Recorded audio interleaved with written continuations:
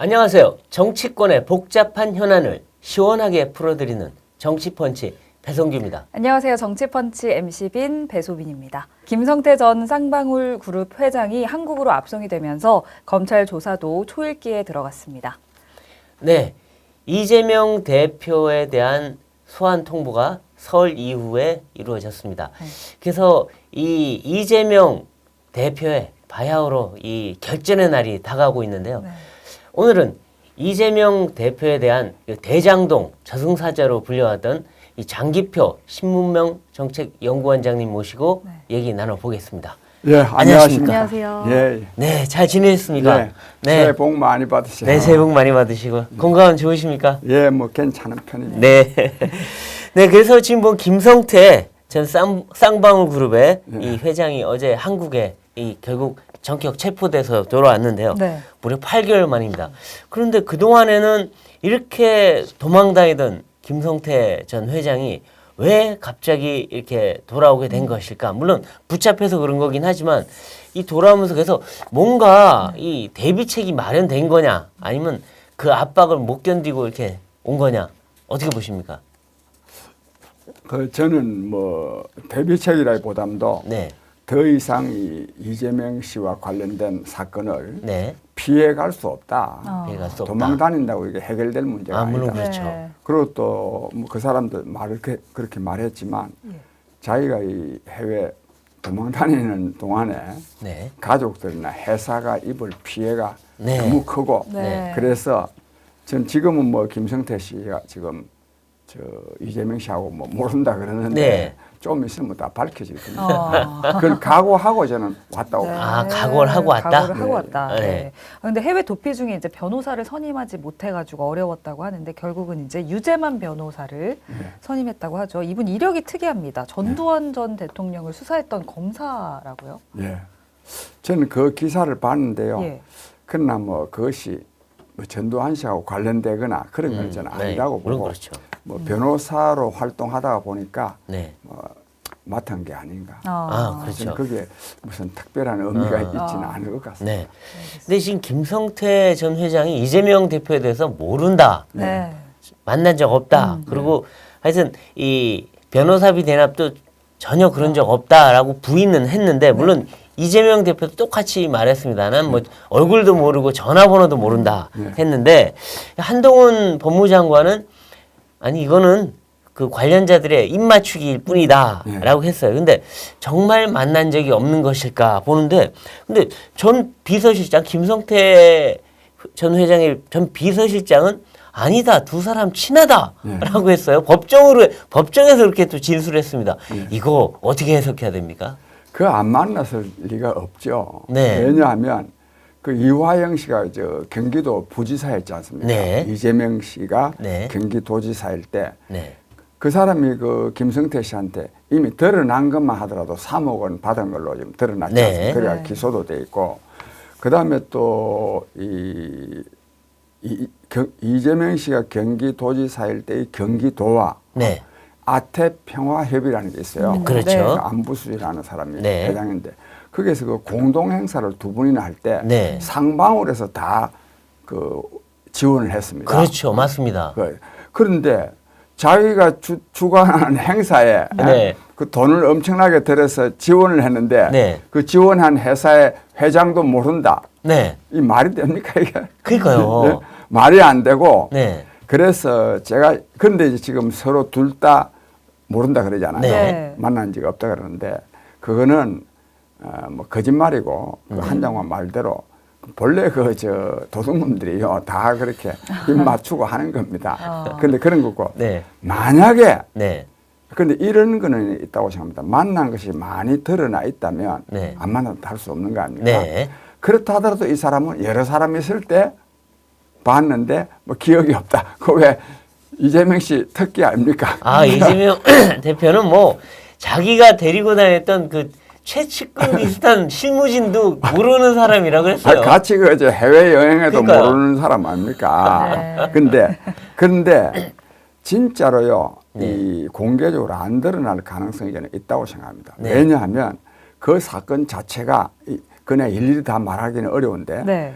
경기도 이재명 씨 측근과 가까운 사람들과 상방울 그룹과의 관계가 굉장히 밀접합니다. 네. 그 뭐 사회이사도 많이 하고 돈도 많이 그렇죠. 주고받고 네. 또 북한에 대한 송금. 네. 그 네. 김성태 씨가 뭐한데 그 북한에 송금합니까? 그렇죠. 다 이재명 씨 저는 관련이라고 봅니다. 네. 이런 것이 언젠가 문제가 될 수 있기 때문에 네. 여러 사람이 있을 때는 되도록이면 안 만나고 아. 만났다면 진짜 두 사람이 은밀한 곳에서 만났지 아. 안 만났다면 이재명 씨는 사람이 아니지. 아. 그럼 만났을 수밖에 없습니다. 네. 그리고 뭔가 과거의 어떤 행사나 무슨 어디에 있던 그런 사진들이 조금 있으면 나올 수도 있다 이런 생각도 들어요. 그동안은 보도가 안 됐지만. 그런데 나올 수가 있는데 그걸 네. 안 나올 수도 있어요. 왜냐하면 네. 이거는 앞으로 이 사건은 문제가 되리라는 걸 미리 알아한 거거든. 미리 알고 처음부터 대비를 하는 거지. 네. 그러니까 두 사람만 만나지. 네. 왜 증거가 없다. 이게 법적으로 문제가 되리라는 게 알거든요. 네. 네.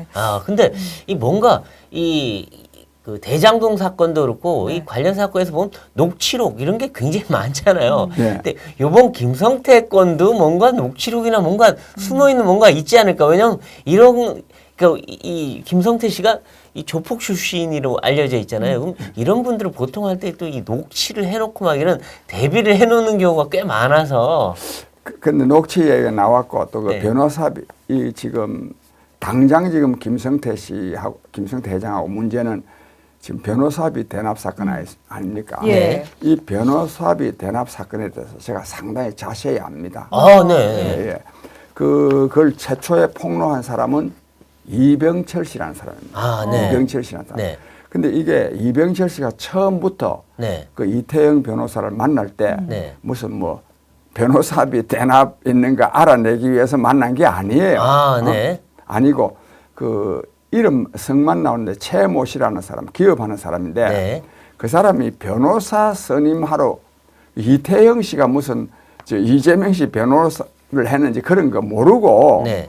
그냥 소개받아 가지고 그 이태영 변호사라는 사람을 만났어요. 네. 네. 만나는 그 과정에서 네. 돈을 주고 약정하는 과정에서 보통 이제 선수금이라 처음에 네, 좀 그렇죠. 받고 선수금이 있죠. 성공보수라 그럽니다. 그렇죠. 이걸. 나중에 주는 거. 그 나중에 나는 이런 것도 옳지 않다고 생각합니다. 네, 네. 변호사가 1급 지식인인데 무슨 뭐 성공보수 네. 이런 거 따지면 됩니까? 하여튼 어쨌든지 그 과정에서 이재명 씨도 3억 원은 현금으로 받고 네. 나머지 20억 원은 나중에 받는 이거 뭐 나중에는 전환사채라 그러는데 네. 나는 전환사채가 안 써봐서 잘 모르겠는데 네. 그렇게 전혀 그러니까 이재명 씨의 변호사 대납 사건을 알아내기 위해서 만났거나 네. 또는 녹취를 한 게 아니고 네. 그야말로 변호사 선임 일반 사건에서 변호사 선임하는 과정에서 네. 이게 들은 말이기 때문에 이것이 고의성이 없습니다. 이태영 씨가 자기가 그렇게 얘기했다는 거죠? 그러니까 변호사비 교섭하는 과정에서 자연스럽게 나온 말이에요. 그러니까 이 경우에도 이렇게 했으니 이렇게 해야 예, 된다. 예. 이런. 그렇게 말했기 때문에 이게 굉장히 진실성이 굉장히 있죠. 네. 그래서 이 변호사비 대납은 사건이 사실이고 네. 그다음에 만약에 이게 근데 이랬는데 이병철 씨라는 사람은 뭐 좀 보통 사람이니까 네. 자기가 이걸 공개를 해봐야 보도도 잘 안 될 수도 있고 해서 네. 이민구라고 깨어있는 시민당 대표하고 또 사이가 아는 사이라서 만나가지고 그걸 공개를 규탄해가지고 뭐 소송도 하고 이래가지고 알려진 사건이거든요. 네, 네, 네. 그런데 그런데 이 사람이요 이병철 씨가요 작년 1월 11일 날 죽었습니다. 글쎄 말이에요. 갑자기 급사했어요. 예. 급사. 그런데 12월 27일경에 네. 내가 이 사람을 12월 23일경에 우리가 만나서 대진범이라는 것을 만들 때 그 네. 네네. 사람이 나는 그 상임도 대표고 네네. 그 사람이 공동 대표였어요. 네. 그 두 번째 만났어요. 두 번째 만났을 때 내가 이 이재명 씨 형수 상료가 있습니까? 네. 이걸 내가 전국에 돌아다니면서 털게 하려고 네네. 내가 차를 하나 그렇죠. 승용차에다 마이크 네. 달린 차를 하나 구입해 놓고 있었는데 그 운전할 사람이 없는 거야. 네. 왜 그러면 그 돌아다니면서 그 전국을 돌면서 하는 게 그렇죠. 그래서 내가 그런 말을 했어요. 그랬더니만 이병철 씨라는 사람이 몸이 좋습니다. 아, 네. 덩치도 크고 네. 잘생겼어요. 네. 그 사람이 아니 선생님 제가 하겠습니다 그래. 그래서 내가 이 대표 시간 됐냐? 내가 마침 요즘 시간이 됩니다. 그렇게까지 할라 했던 사람이에요. 네. 근데 그 사람이요. 그러고부터 한 3, 4일 후에요. 네. 죽었다 그래요. 그렇죠. 근데 이 죽었는데 이게 죽은 그 사진이 나왔어요. 비디오가. 네. 그 계단이 있는데 그걸 난간 그 계단에 왜 뭐 돼 있는 거 있잖아요. 네. 네. 그걸 짚고 이렇게 가는 걸 봐서 내가 볼 때는 이 사람은 타살이라고 생각합니다. 나는 이걸 확신하는데 네. 내가 지금 그 사람이 죽은 지 1년이 되고 정권이 바뀌었는데도 네. 그 사람이 그 타살된 것을 내가 밝혀내지 못한 데 대해서 네. 내가 명식이 대표 아닙니까? 네. 굉장한 자괴감을 느끼고 있습니다. 내가 그런 말.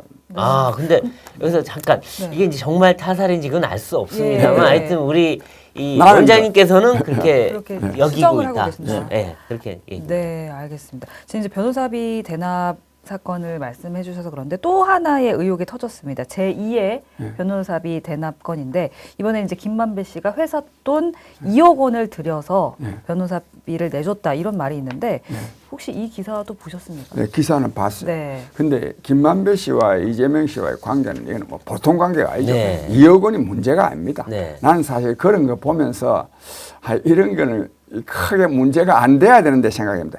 수천억 원의 돈 거래가 있고요. 네. 또 중요한 거는 이 김만배 씨는요.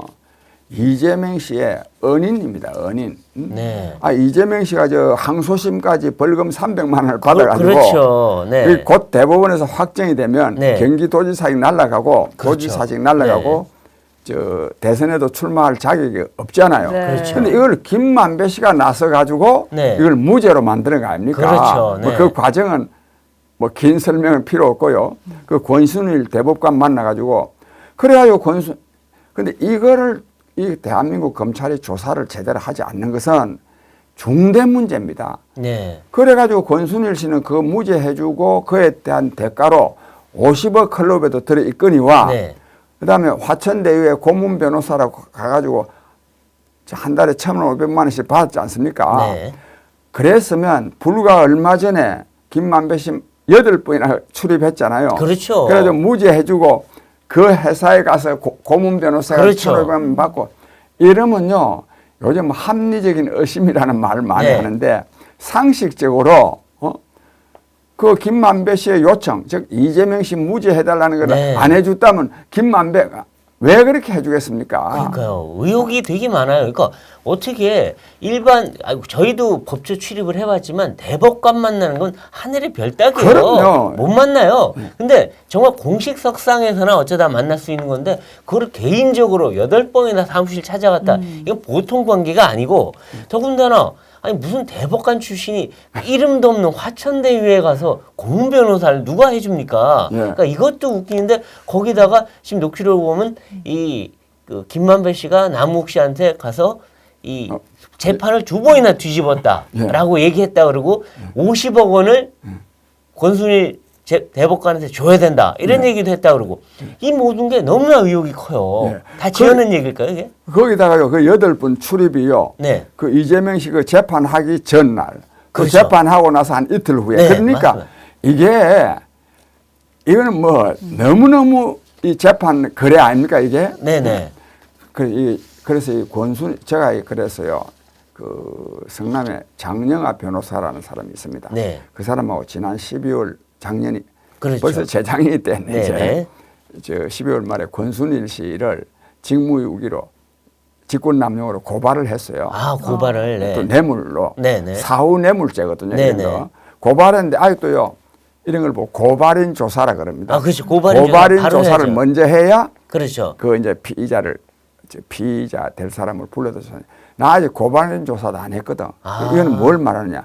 검찰이 아직도 이걸 수사를 시작도 안 했다는 겁니다. 그렇네요. 이래가 되겠습니까? 그러니까 그 남욱 씨의 그 진술이 이미 오래전에 검찰이 받아놓은 거예요. 근데 예. 문재인 정부 때 검찰은 아예 손도 대지 않았어요. 예, 예. 근데 이 윤석열 정부로 바뀐 이후에도 그렇게 큰 물살을 타는 것 같지가 않아요. 예. 그러니까 뭐 사법부로여서 그런 건가요? 거기가?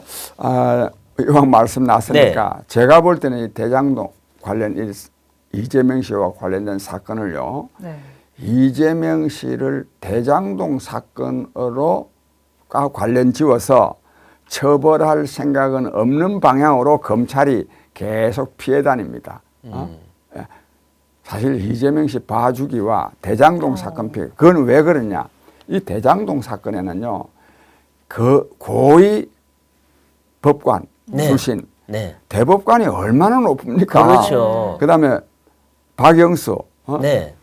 김수남, 네. 최재경 네. 이러니 검찰 고위직 사건들이 다 이 대장동 사건에 관련돼 있습니다. 아. 그러니까 또 나는 그것만 의심을 했는데 이 김만배 씨가 수천억 원에 김만배 씨가 이미 자기가 확보한 돈, 그 일당이 확보한 돈이 8,500억 원이에요. 네. 정확하게 말하면 8,540억 원인데 네. 그 돈요 얼마나 많이 뿌려졌습니까? 아, 네.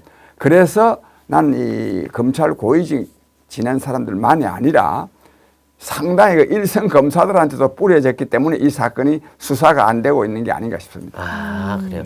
근데 이제 다시 김성태 회장 건으로 돌아오면 네. 김성태 회장이 이 대북 송금을 했다. 네. 그러니까 북한에다가 실제 돈을 60만 불인가 넘겼고 그리고 전체 중국 쪽으로 그 돈을 유출한 액수는 뭐 720만 불이다. 이런 얘기가 나오는데 그러면 이게 사실은 이재명 또는 문재인 정부의 도움 없이 이렇게 할 수 있었을까 이런 생각이 들어요. 그리고 분명히 이렇게 한 거는 이렇게 해서 그 김성태 회장은 또 북한과 사업권을 광물 사업권을 얻었다 해서 그걸로 주가 조작해서 어마어마하게 또 벌어들였잖아요. 그래갖고 어떻게 보면 이재명 대표 쪽하고 김성태 회장하고 윈윈한 것 같은 그런 느낌이 듭니다. 이 뭐 윈윈 좋은 말이고요. 네. 공모를 했죠. 그리고 이 공모에는 두 사람만 공모한 게 아니라 문재인 정권이 개입됐습니다. 네. 왜? 그 대북 여러 차례에 걸쳐서요. 그 돈을 뭐 화장품 상자에다 넣어가지고 계속 중국으로 네. 보냈다는 거 아닙니까? 그 문재인 정권이 몰랐겠습니까? 그렇죠. 그다음에 또 몰랐느냐 알았느냐 보담도 네.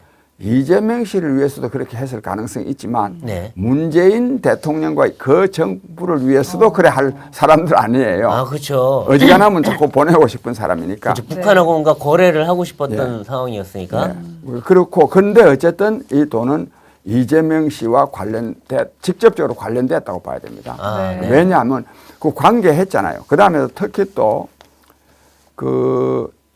갑자기 북한에요. 네. 북한에 또 아태앱이 있어요. 그렇죠, 있죠. 그 위원장 이누가 있는데 네. 그 사람이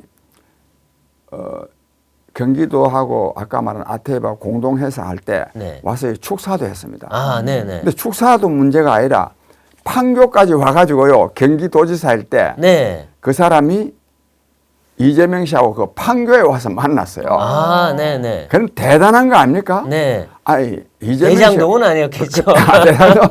어쨌든 경기도지사에 불과한데 네. 북한의 아태협 위원장이 네. 그 이재명 씨하고 거기까지 와서 만났다는 거는 네. 이재명 씨가 얼마나 북한하고 가까우냐. 그다음에 또 정진상이라는 사람 있잖아요. 그렇죠, 그렇죠. 그것도 저 주사파 아닙니까? 그러니까 이게 이재명 씨는 네. 본래부터 나는 주사파였다고는 보지 않습니다. 이 사람이 운동권이 별로 아니니까. 네, 맞아요. 운동권 그러나 뿌리가 있는 분은 아니에요. 우리나라의 지식인들 특히 이런 사람들 얼마나 북한 짝사랑합니까? 그렇죠, 그렇죠. 나는 그런 관계가 이번에 밝혀져야 되고 네. 네. 또 그게 밝혀지면 아마 이재명 씨한테는 뭐 다른 어떤 사건보다도 더 치명적인 타격이 되지 않을까. 그렇죠. 네. 네. 이재명 대표에 대한 이제 소환 얘기를 좀 해봐야 되는데 네. 소환 통보가 27일 정도로 됐다고 하는데요. 그래서 뭐 성남 FC 조사로 받은 지 이제 엿새 만에 다시 소환 통보가 이루어진 건데 이번에 이 대장동 건으로 정말로 이제 이재명 대표가 이 대장동 지옥에서 벗어날 수 있느냐 아니냐 아주 결전의 날이 다가오는데 어떻게 보십니까? 예상. 저는요, 벗어날 수 없다고 봅니다. 네. 우선 그 대장동 사건부터 먼저 말씀드리면 대장동 사건에 소환되면 뭐 흔히 이제 언론에서는 뭐 아직도 더 조사할 게 있다 그러는데 조사할 거나 있지만 네. 조사 안 해도 명백한 배임입니다. 네, 네. 명백한. 왜? 그 저 김만배 일당에게 무려 8,500억 원의 돈을 안겨줬잖아요. 예. 그렇죠. 근데 안겨주는데 이게 뭐만 있었으면 이렇게 안 안겨줄 수 있느냐 하면 초과 이 환수 조항을 했어야 되거든요. 그렇죠. 근데 그거를 네. 고의적으로 이재명 씨가 없앴잖아요. 그렇죠, 그렇죠. 김문기 개발 1처장이라는 사람이 몇 차례에 걸쳐서 이 엄청난 이익이 날 사업이니까 네. 초과 이 환수 조항을 넣어야 된다고 뭐 공식적으로 확인된 것만 3분인데요. 네. 그런데 이재명 씨가 그걸 일부러 그냥 깔아뭉갰지 않습니까? 네, 네. 명백한 배임이죠. 아. 이건 드러난 일이에요. 네. 드러난 일이기 때문에 이걸 벗어날 수가 없고 네. 재미있는 거는요. 그럼 또 하나 이 성남 FC 사건도요. 네. 이것도 벗어날 수가 없습니다. 네. 이것도 왜 명백하게 그 후원금 받고 네.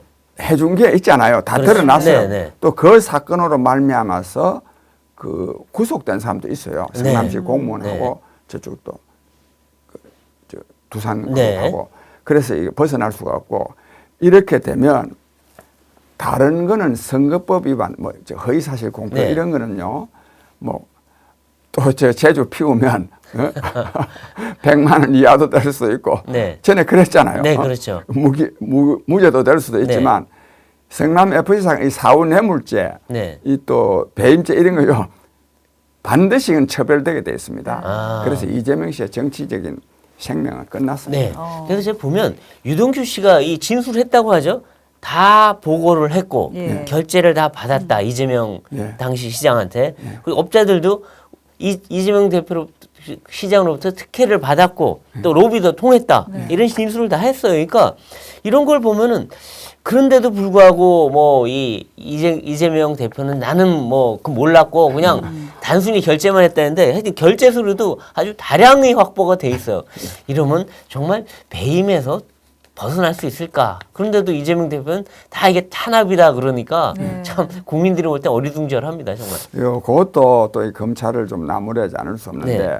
지금까지 아니라 지난번에 왜 작년 9월달에 이 사건이 문제가 됐을 때 유동규 씨가 마치 다 한 것처럼 대충 그렇게 그렇죠. 맞춰놨어요. 맞아요. 다 그렇게 맞춰놨죠. 유동규 씨가요 이재명 씨가 임명한 사람이고 네. 그 사람이 성남도시개발공사 사장 직무대행을 했지만 정식 사장도 아니에요. 네. 그런 사람이 그 김만배한테 8천억 원 등등을 이익을 안겨주는 일을 했는데 네. 이재명 시장은 뭐 했습니까? 측근이 아니래잖아요. 자기는 무조건 몰랐다고. 만약에 모른다면 네. 무능하게 짝이 없는 사람이고 그렇죠. 예? 모른다면 모를 수가 없지 이게. 그렇죠. 아니 결제 수리 다 사인까지 했는데. 자기가요 설계하고 지시하고 감독했다는 사건인데 그러니까 이거는 이재명 씨만 나무랄 것이 아니라 네. 이 나라 검찰과 우리 정치권, 네. 우리 사회에 책임이 있습니다. 이 상식적으로 도저히 용납될 수 없는 사건을 그대로 용납은 아니지만 네, 네. 제대로 처리하지 못함으로써 네. 이 사람이 지금 국회의원도 되고 또 뭐 민주당 대표도 돼가지고 뭐 또 네. 커튼 소리 하고 있잖아요. 네. 이제 이에 대해서 민주당에서는 이제 김건희 여사 수사, 그다음에 이상민 장관 파면을 외치면서 맞불 작전을 놓으려고 하고 있습니다. 이에 대해서는 좀 어떻게 보고 계세요? 그건요. 네. 그 김건희 여사 문제 이 정부 들어서서 새로 생긴 게 뭐 있습니까? 글쎄요, 그 사건 그대로 있는 거죠, 지금. 그 옛날 다 몇 년 전 사건 아닙니까? 네네. 뭐 얼마인지는 네. 모르지만 그거 왜 문재인 정권 때 그게 문제가 되었다면 네. 그 왜 제대로 수사를 안 했어요? 안 그렇죠. 했겠어요? 네. 다 수사했지. 네. 근데 그때 밝혀진 게 없는데 네. 지금 이 윤석열 정부에서 뭐가 밝혀지겠어요? 네. 밝힐 게 없는 거야. 네. 근데 괜히 지금 물고 늘어지는 거지. 근데 여기에 또 뭐 개딸인지 뭐 하는 사람들 있잖아요. 예. 이 사람들은 집회할 때마다 뭐 김건희 씨, 하여튼 뭐지 윤석열 대통령 퇴진, 김건희 특검 네. 이게 구호가 됐다는데 너무 식상한 것 같습니다. 그렇죠. 그리고 다 아까 이제 변호사비 대납 얘기 나오긴 했는데 이 김만배 씨가 화천대유가 그 제1공단 이거에 대한 이 소송을 어쨌든 불리한 소송을 뒤집기 위해서 변호사비를 엄청나게 대줬다. 그러니까 원래 이건 성남시와 그 딴 사람들 간의 소송인데 화천대유가 나서서 해줬다는 건 이것도 문제가 되지 않나요? 그것도요. 그 문제가 왜 그랬느냐 하면 네. 이 대장동 사건은 본래 민간 개발을 하려고 그랬거든요. 그렇죠, 그렇죠. 이걸 근데 이미 다 돼 있는 거를 이재명이가 취소를 했어요. 그렇죠. 취소를 하고 공영 개발을 했어요. 그렇게 하려고 그러니까 그것만 딱 하면 좀 너무 눈에 보이잖아요. 네. 그래서 대장동이라는 게 이제 제1공단이라는 게 있습니다. 네, 네. 옛날에 그 기업 공장하던데 그렇죠. 그 1공단을 공원화로 함으로써 네. 성남 시민들에게 이익을 줄 수 있다. 네. 그래서 그거를 같이 묶은 거예요. 네, 네. 그 묶으려고 하니까 이건 더 문제인데요. 네. 이 제1공단은 그 뭐 신흥 무슨 뭐 나 이름 모르겠는데 네. 그 마스터 뭐 그런 기업이 있어요. 네. 그 사람들이 이미요 이 사업을 하기로 돼 있어요. 아. 성남그 복판이 있는데 당연히 그 집 지어야죠. 네. 돼 있는데 이거를 무시를 또 깔아뭉개본 거야. 아. 1공단을 대장동하고 연결 지어서 한다는 걸로 이걸 공원화로 추진하면서 이 그러니까 이 사람들이 소송을 제기했을 거 그렇죠. 아닙니까? 왜 이미 사업 허가가 나 있는 거를 당신이 이거를 무시하느냐? 네. 그래가지고 이 소송이 이겼어요 이미. 2심까지 다 이겼어요, 이심에서 저쪽이. 네. 이길 수밖에 없는 거지. 네, 네. 이길 수밖에. 네. 근데 이거를 또 김만배가요. 이건 이제 나도 이건 최근에 알았어요. 네. 최근에 알았는데 또 대법원에 또 로비를 해가지고 무죄를 해준 거야. 친한 대법관한테 부탁했다라는 또 그래서 이 사람이요. 진술이. 그래서 이 사건을 지금 이윤희 씨라는 사람이 있습니다. 네. 성남 뭐 시민 무슨 네, 네. 감시센터 대표. 그 사람이 얼마 전에 이재명 씨가 이 제1공단 사업을 무효로 한 거는 직무유기다. 이래가지고 네. 고발도 지금 돼 있는 상태입니다. 아하. 그렇군요. 그래서 지금 그래가지고요. 이것 때문에 또 성남 시민들이 거꾸로 또 피해를 입었어요. 아마 500억 원이지. 이 신흥모한테 손해배상 해주라 이거야. 아, 그렇군요. 그러니까 이 무리한 게 아니라 자기가 뭔가 특별한 이익, 네. 이재명 씨가 요번에 엄청난 이익을 챙기지 않았다면 왜 김만배 씨한테 그렇게 이익을 보장했겠습니까? 네. 그렇죠, 그렇죠. 그 과정에서 성남 씨가 엄청난 피해를 입었습니다. 그렇군요. 네. 근데 이제 이 민주당에서는 지금 이제 이재명 대표 수사 소환 이걸 보고 친명계는 끝까지 같이 가야 된다라고 하지만 비명계에서는 아니 왜 당을 자꾸 수렁으로 같이 끌고 들어가냐. 그래서 지금 뭔가 이 당 내부에서 이 분열 기류가 있는데 이게 정말 분당이나 내부의 정말 극한 갈등까지 이어질 것인가 이게 상당히 궁금한 상황입니다. 예, 이게 뭐 저는 그 민주당이라고 해서 뭐 사람 같은 사람이 없겠습니까? 네. 그러나 지금은 저는 뭐 사람 같은 사람 있다고 별로 봐주고 싶지도 않은데 네. 뭐 말하고 싶은 사람들이 네. 있지. 그런데 저 지금까지요 이재명 씨를 대표로 만드는 것도 문제거니와 이렇게나 지금 많은 이른바 사법 리스크라는 말, 이 사법 범죄 혐의들이 드러났는데도 이재명 씨를 그대로 두고 있는 거는 정말 저 사람들 정치하면 안 됩니다. 그런 점이 있는데 근데 왜 그러면 그럴까? 네. 저는 이 이른바 개딸들 네. 말하자면 이 문자 폭탄, 네. 이 문자 폭탄이 심하게요. 당신 죽어 이렇게 말로 하다가 보면 이 실행으로 옮겨질 수도 있습니다. 네. 그것에 대한 그러한 협박에 대한 공포감 때문에 지금 못하는데 그러나 이제는 다릅니다. 이제는 명백하게 이재명 씨의 혐의 사실이 말하면 기소도 되고 해가지고 네. 명백하게 범죄 사실이 판결로 확정되지는 않는다 하더라도 드러나면 네. 민주당 안에서 반란이 일어날 겁니다. 또 일어나야 되고. 아, 그렇군요. 네, 네. 알겠습니다. 그리고 또 지금까지 또 이재명 씨 옹호해온 사람들은 네. 정말로 비난받아야 됩니다. 네. 근데 그 비난받아도요 끝까지 갈 가능성이 있어요. 왜냐하면 조국이 사건이잖아요. 조국 사건 유죄로 다 정경심식 다 났는데도 났는데도요 아직도 그렇죠. 조국이가 옳다는 거예요. 그러니까요. 조국이 옳다. 이 확정 편향 한번 걸리면요. 네. 이 보통 병이 아닙니다. 네. 맞지 않습니다. 알겠습니다. 글쎄 말이에요. 이게 우리 사회의 문제입니다. 글쎄요, 네. 나의 조국이 오른 건 좋은데 그 조국이 오른 건 잘 이해가 안 가요. 예. 네, 이제 국민의힘 이야기로 좀 넘어가 보겠습니다. 요즘 국민의힘도 참 시끌시끌합니다. 3월 8일이죠. 이제 당대표 선출을 앞두고 집안 싸움이 격하게 일어나고 있는데 특히나 이제 나경원 전 의원에 대한 이야기가 계속해서 나오고 있습니다. 나경원 전 의원 대 윤핵관의 대결이다. 또 뭐 대통령실과의 대결이다. 뭐 이런 이야기도 좀 나오고 있는데 어떻게 좀 보고 계십니까?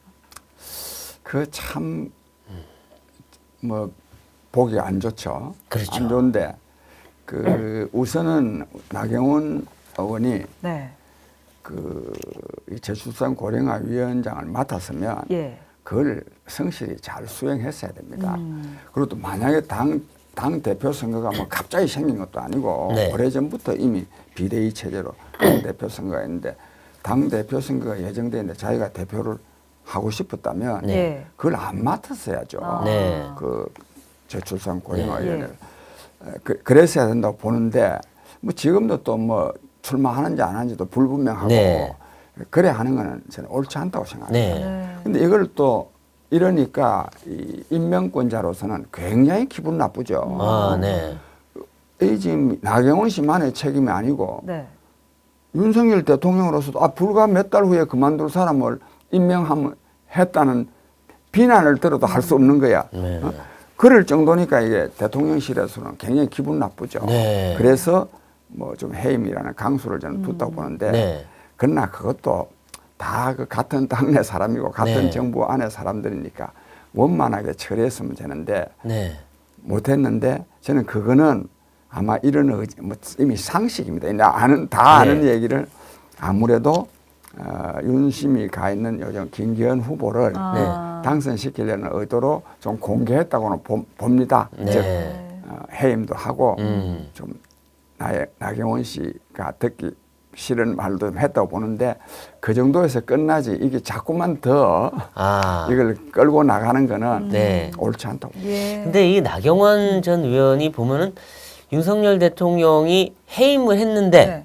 해임을 한 그 행위에 대해서 이거는 윤 대통령의 본심이 아니고 본의가 네. 아니고 어떤 주변에 아. 또는 뭐 청와대 참모진들의 이 왜곡된 전달이 있었다라는 식으로 얘기하니까 바로 어떻게 보면 대통령이 바로 그냥 입장을 분노하신 것 같은 그런 느낌이 들어요. 바로 이 비서실장 명의로 해서 내 결정 맞다. 네. 그리고 당신 처신이나 잘 보라. 뭐 이런 식의 지금 아주 강한 예. 그게 나왔어요. 그러니까 나경원 의원이 어떻게 보면 대통령의 본심을 본인이 좀 왜곡한 그런 느낌도 좀 들긴 해요. 어떻게 평가하십니까? 저는 하여튼 뭐 이 문제에 대해서는요. 네. 너무 막 그 논리적으로 네. 따져서 말하고 싶지 않은 생각이 좀 있어요. 그 왜냐하면 네. 저도 하여튼 국민의힘 뭐 당원으로서 지구당 위원장 맡은 일도 있고 명시하게 대선 후보로 나갔던 사람인데 국민의힘 뭐 여러 가지 안 좋은 모습들을 네. 어쨌든지 그러나 이걸 저는 아까도 말씀드린 대로 네. 그 나경원 의원도 네. 그 너무 자기의 입장을 옹호하기 위해서 네. 자꾸만 저쪽을 거론 안 했으면 좋겠고 아, 네. 또 대통령실에서도 네. 그 나 의원에 대해서 너무 말 안 했으면 좋겠어요. 아, 서로 이제 뒤에서 마크해서 조용히 좀 조정을 했으면 좋겠다는데, 근데 저는 어제 그 초선 의원 48명인가요? 나서서 성명을 냈는데, 저는 어떤 한 명의 나경원이란 뭐 한 분에 대해서 의원들이 48명이나 집단 성명 내는 건 저도 본 일이 별로 없는 일 같은데, 이렇게까지 그 초선 의원들, 소위 친윤이라고 볼 수 있는 분들이 나서는 이유가 뭘까 하는 생각이 들어요. 그 지금 선거운동하고 있는 거죠. 아, 당대표 선거운동. 아. 김기현 씨 김기현. 지지 선거운동 하는 거라고 봅니다. 아, 그런 의미다. 예, 저는 그래서 선거운동 하는 거는 좋아요. 네. 근데 그것이 당 전체를, 즉 네. 국민의힘 당 전체가 타격을 받는 선거운동은 안 해야 되는 거 아닙니까? 자행위가 될 수도 있다. 그렇잖아요. 네. 그러니까 내가 이기기 위해서 당은 망해도 좋다. 그 망하는 말은 극단적이지만 네. 그런 선거운동을 하면 안 되지. 네. 나는 그래서 국민의힘 사람, 지금 당권 경쟁하는 사람들한테 꼭 네. 해주고 싶은 말은 국민의힘이 참 유감스러운 거는 이 전당대회를 통해서 국민의힘에 대한 일반 국민의 네. 이 지지와 성원이 많도록 하는 그런 계기를 만들어내야 안 되겠습니까? 아, 네. 그래서 그런 계기를 만들어내는데 상당히 협조도 하고 네. 또 참할 거는 좀 참고 네. 그래야 되는데 이 사람들이요 국민의힘은 어떻게 되든지 자기 당권 잡아야 된다는 생각으로 너무 운동을 하고 있는 게 아닌가 싶어서 굉장히 유감스럽습니다. 선거운동이다. 네. 근데 사실 나경원 전 의원이 지금 출마하겠다고 하진 않았잖아요. 아직 네. 의지를 밝히지 않았는데 어떻게 좀 나올 거라고 보십니까? 저는 뭐 출마할 것 같아요. 네. 왜 그러냐면 저출산 고령화 위원장도 이제는 그만둔 마당이고 네. 또 본래 또 이 사람이 또 하고 싶은 사람이에요. 네. 하고 싶은 사람이라서 출마할 건데 그러나 저 처신을 빨리 분명하게 하는 게 낫습니다. 아, 그렇군요.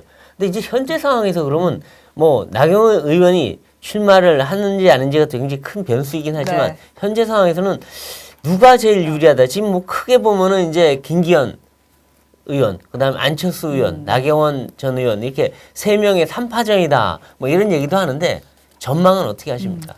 저는 뭐 그 여러 명에 대해서 일일이 말할 일은 아니고요. 네. 아닌데 어쨌든지 저는 이 국민의힘 당원들이 네. 이분이 당 대표 선거를 하면서 뭐 누가 당 대표가 좋으냐 이것보담도 네. 윤석열 대통령과 네. 윤석열 정부가 성공하는데 네.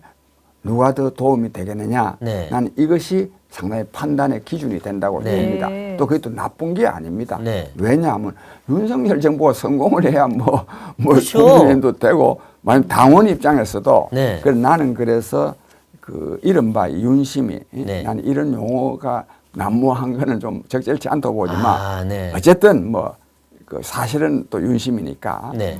윤심이 어디에 가 있느냐에 따라서 네. 이번 선거는 결정되지 않을까 그런 윤심에 생각이 따라갈 것이다. 예, 예. 네. 따라가는 게 나쁘지도 안 하고 네. 왜냐하면 그 윤석열 정부가 성공을 해야 되니까. 아. 아, 네. 알겠습니다. 네. 마지막으로 이제 윤석열 대통령 이야기로 마무리를 지어보도록 하겠습니다. 요즘 좋은 소식이 좀 들려오고 있습니다. 윤석열 대통령의 세일즈 외교가 통했다. 예. 이제 300억 달러의 투자를 예. 이끌어냈다라는 소식인데 이제 제2의 중동 붐이 또 일어나지 않을까 하는 이런 기대감도 좀 일고 있거든요. 예. 그럼 어떻게 보고 계십니까? 예, 그 저기 이번에 그 300억 달러 원전 수주한 거는 굉장히 잘한 네. 거죠. 잘한 거고 이미 또 그렇게 할 수 있는 발판을 저 이명박 대통령 때 그 바라크 원전 있지 않습니까? 네, 그렇죠. 그 200억 달러죠. 네. 예. 그 200억 달러 엄청난 돈입니다. 맞습니다. 엄청난 돈. 예, 그랬기 때문에 이번에도 가서 뭐 윤석열 대통령도 스스로 말했대요.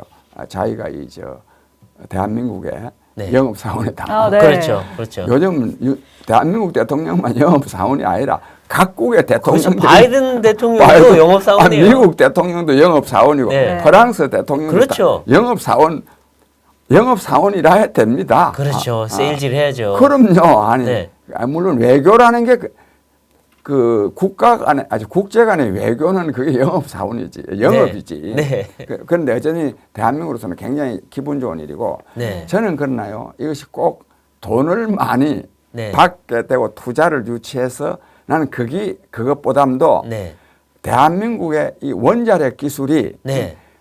중동이나 다른 세계에서 인정받고 또 앞으로도 수출도 할 수 있게 된 게 그렇죠. 저는 굉장히 자랑스러운 네, 겁니다. 예. 그렇죠. 이 SMR이라 그러거든요. 네. 소형 그 스몰 모듈 모듈 원전. 네. 리액터인데 이거요 한국 기술이요 네. 전 세계 1, 2등을 다툽니다. 네. 미국 그 원자력 안전위원회에서요 세 나라 거만 인정했거든요. 네. 미국, 프랑스, 한국. 네. 대단한 겁니다. 아, 그렇죠. 그래서 그다음에 원자력에 대해서 그 반대하는 사람 있잖아요. 네. 원전. 네. 네. 그 왜 핵의 위험성 때문에. 네. 근데 이것도 지금부터 30년 전에 위험했다고 해서 지금도 위험하냐? 그게 아니에요. 엄청나게 맞아요. 기술이 발전하고 있습니다. 우리나라에서 원전 사고로 뭐 사람이 다쳐서 이런 적이 없어요. 그런 거 없어요. 네. 오히려 다른 발전소에서 문제가 생기면 생겼지. 그래서 저는 이 중동 붐이라는 것이 지금부터 한 40년 전의 중동 붐은 네. 건설 붐이었잖아요. 네. 토목 사업. 근데 앞으로의 중동 붐은 이런 이 원자력 산업 네. 뿐만이 아닙니다. 네. 우리나라가 지금 이 스마트폰이라든지 특히 반도체라든지 배터리라든지 이런데 굉장히 세계적인 그 인정을 받고 있지 그렇죠. 않습니까? 네. 네. 이런 것이 또 수출도 되고 네. 또 근데 또 공장도 짓고 하는 네. 이런 말하면 새로운 형태의 저는 중동 붐이 일어날 수 있으리라고 저는 기대합니다. 네. 아, 그렇군요. 알겠습니다. 네. 오늘은 이 신문명연구소의 장기표 원장님과 함께 얘기 나눠봤습니다. 근데 이제 이재명 대표 수사는 이번 설 이후에 빨리 마무리 짓고 우리나라 정말 먹고 사는 문제 또 이 세계로 이 날아오르는 그런 시대로 빨리 갔으면 좋겠습니다. 네, 정치펀치 저희는 다음 이 시간에 더 화끈한 펀치로 돌아오도록 하겠습니다. 고맙습니다. 예, 감사합니다.